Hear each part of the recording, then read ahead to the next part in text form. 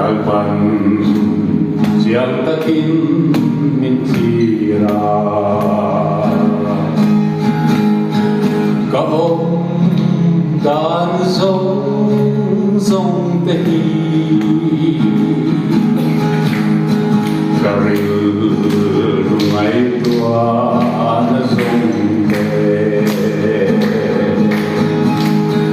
Kakal le kachut lai te Katung lang le kamalam min kuala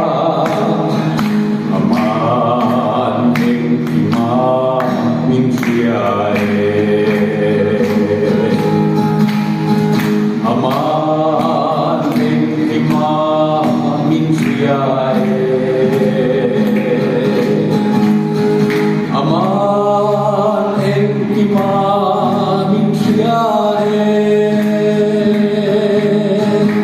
Hediam mafiat siyae Asang makapa lo ani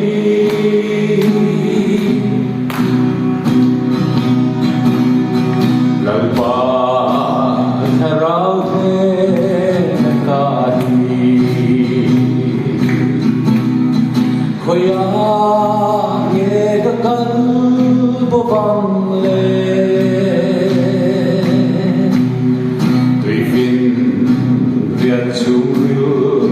berake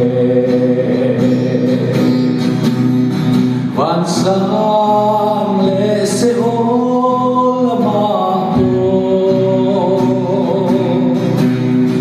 Patian ramri